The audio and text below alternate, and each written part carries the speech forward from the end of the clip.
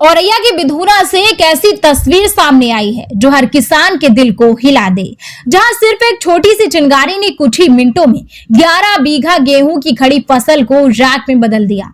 गुरुवार दोपहर करीब 2 बजे ग्राम पंचायत पसुआ के मजरा भैंस लोट में सब कुछ सामान्य था। खेतों में पक चुकी फसल कटाई का इंतजार कर रही थी।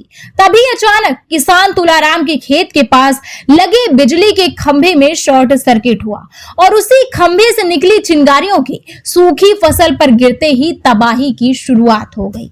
तेज हवाओं ने आग को ऐसा रौद्र रूप दिया कि कुछ ही पलों में लपटे कई खेतों तक फैल गईं। सुनहरी फसल जो किसानों की उम्मीदों का सहारा थी, देखते ही देखते धुएं और आग में बदल गई। किसान भागते रहे, पानी डालते रहे, लेकिन आग की रफ्तार के आगे सब बेबस नजर आए। सूचना मिलते ही पुलिस और दमकल विभाग मौके पर पहुंचा, लेकिन यहाँ हालात और भी हैरान करने वाले थे। खेतों तक जाने का कोई रास्ता नहीं था।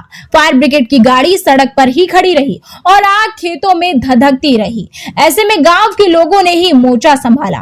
किसी के हाथ में बाल्टी थी, कोई मिट्टी डाल रहा था तो कोई फसल काटकर आग रोकने की कोशिश कर रहा था। करीब 1 घंटे की कड़ी जंग के बाद आग पर काबू तो पा लिया गया, लेकिन तब तक सब कुछ खत्म हो चुका था। इस अग्निकांड में 4 किसानों की कुल 11 बीघा गेहूं की फसल जलकर राख हो गई।